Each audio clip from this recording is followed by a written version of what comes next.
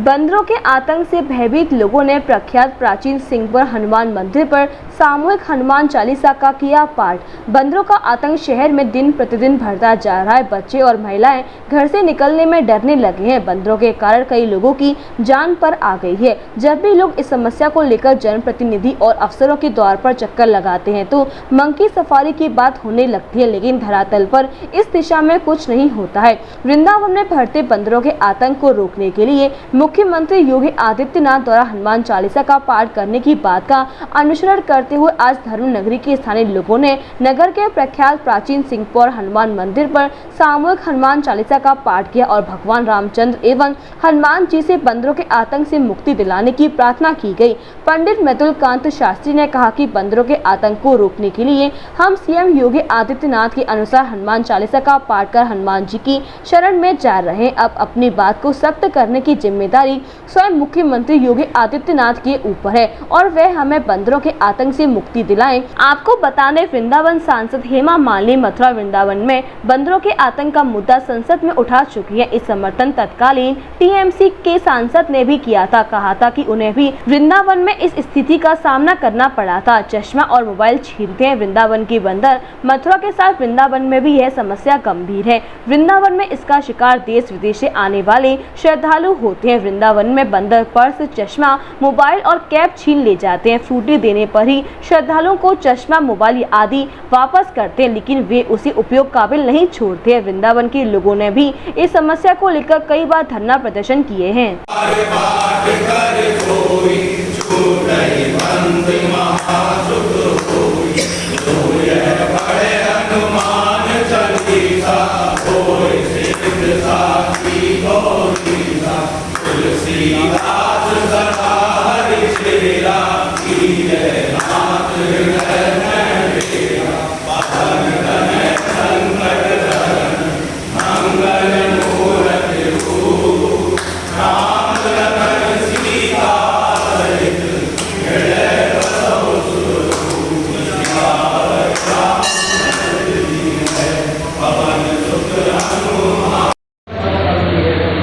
आज की जो बंदरों की समस्या के लिए ये हनुमान चालीसा का अभियान छेड़ा है, इसका क्या मतलब है? आप क्या चाहते हैं? हनुमान जी कृपा अवश्य करेंगे, लेकिन कर्म तो उनकी कृपा के साथ हमको करना ही पड़ेगा।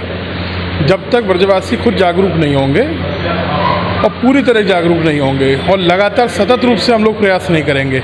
अभी तक असफलता हमको बार बार इसलिए लगी है क्योंकि हम लोग प्रयास तो करते हैं। जैसा अभी चर्चा हो रही थी, पहले श्री जी कुंज में मीटिंग हुई, पहले डॉक्टर अभिषेक जी ने किया, सब लोगों ने अलग अलग अपने अपने स्तर पर कार्य किए, आंदोलन हुए, लोई बाज़ार में बहुत बड़ी सभा भी हुई, व्यापारी एकजुट हुए, लेकिन उसके बाद भी एक वर्कशॉप हुई, लेकिन वर्कशॉप के बाद फिर अधिकारियों की उदासीनता है। अधिकारियों की उदासीनता और नेताओं की उदासीनता इसलिए है क्योंकि जनता के लिए अभी तक ये जो मुद्दा है, सबसे बड़ा मुद्दा है, उस मुद्दे को इन्होंने मुखर ढंग से उठाया नहीं, कभी चुनावों में उठाया नहीं। लोग कहते हैं कि चुनावों के समय ये मुद्दा क्यों, मैं कहता हूँ कि चुनावों के समय ये मुद्दा उठना चाहिए। अगर चुनाव में ये मांग पत्र में नहीं और सबसे मुख्य मांग नहीं है, तब तक ब्रजवासियों की समस्या का समाधान ही नहीं होगा। तो इसलिए सबसे मुख्य मांग हो, चुनाव के समय तो जरूर उठे। आपको क्या लगता है, क्या समाधान होना चाहिए इसका? इसके समाधान यही है कि सबकी जनसंख्या संतुलित रहे।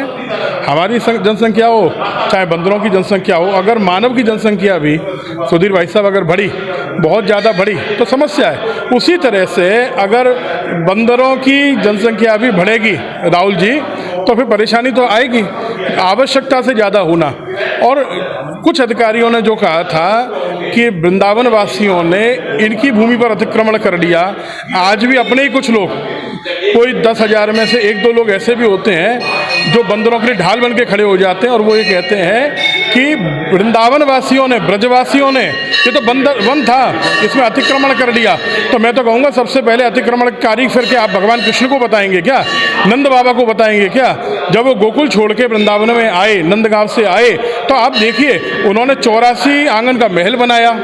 जो ब्रजवासी रहते थे उन सबके बड़े बड़े घर थे, तो क्या वो अतिक्रमण कहेंगे? जिस कृष्ण के कारण यहाँ पूजा हो रही है उस समय लिमिटेड थे बंदर, वो लिमिटेड बंदर आज भी रहे। समस्या वृंदावन के कारण नहीं है, समस्या धीरे धीरे आप बड़ी बड़ी कॉलोनीज बना रहे हैं, सरकार परमिशन दे रही है, वहाँ जो जंगल थे वहाँ काटे जा रहे हैं। इनको जनसंख्या को इनकी सीमित करके इनको दूर दूर जंगलों में छोड़ा जाए। वृंदावन में 500,000 बंदर रहें कोई समस्या नहीं, लेकिन 20,000 बंदर होंगे तो समस्या तो आएगी। मेरा नाम संजीव सिंह बाबाजी है। संजीव सिंह बाबाजी, यहाँ आप लोग जिनको हम बच्चे एकत्रित हुए, क्या कारण है? हम बंदरों के आतंक से बहुत दुखी हैं और बंदरों के निजात पाने के लिए हनुमान बाबा से प्रार्थना करिए कि चालीसा पाठ करके प्रभु उनको सद्बुद्धि दे और जल्द से जल्द उनको हमको कष्ट देने से बचाए। क्या हनुमान चालीसा के पाठ करने से बंदर बचा सकते हैं? ये हमारा आध्यात्मिक मंथन है।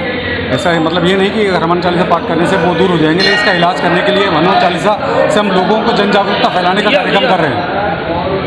Mehta hospital and IVF centre, Krishnanagar, Mathura. निसंतान दंपतियों के लिए अब एक वरदान। अब क्षेत्र के मरीजों को सुपर स्पेशलिटी सुविधाओं के लिए दिल्ली और आगरा जाने की जरूरत नहीं है। स्त्री और प्रसूति रोग IVF सेंटर, नवजात शिशु और बाल रोग, सभी प्रकार के हड्डी और जोड़ों के ऑपरेशन, जोड़ बदलना, आर्थोस्कोपी, सारे जटिल फ्रैक्चर का उपचार अब एक ही हॉस्पिटल में उपलब्ध है। अत्याधुनिक अल्ट्रासाउंड मशीनें, लेप्रोस्कोप, इक्यूविलेटर, nebulizer, modular operation theatre, pathology lab जैसी आधुनिक सुविधाएं मेहता हॉस्पिटल में ही उपलब्ध हैं। मेहता हॉस्पिटल, कृष्णानगर, मथुरा।